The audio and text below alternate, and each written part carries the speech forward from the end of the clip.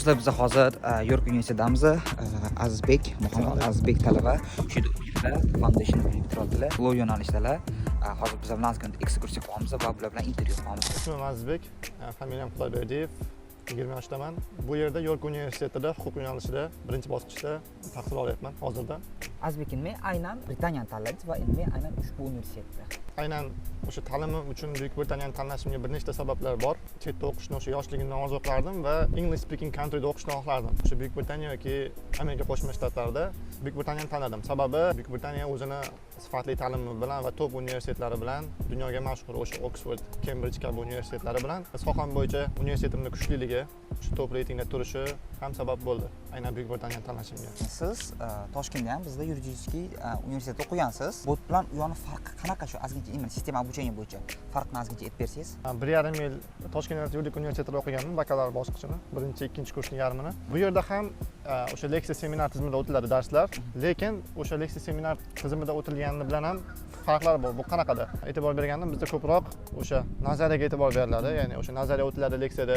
Bu yerda esa aksincha, ya'ni talaba ko'proq qatnashadi, o'sha savol berish imkoniyati ko'proq.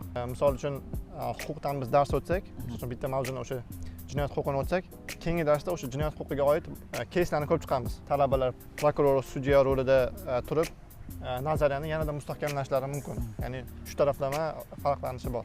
Aynan shu York shahri Britaniyaning boshqa shaharlaridan qaysi jihatlari bilan sal ajralib turadi? Ko'p shaharlarda bo'ldim, o'sha London, Manchester, Edinburg va boshqa shaharlarda ham bo'ldim va Yorkdan ajralib turadigan jihati, York bu kichkinaroq, nisbatan kichkinaroq shahar, tarixiy shahar hamda York juda ham yashil shahar, ya'ni tabiati juda ham chiroyli. Bu ishlash mumkinmi?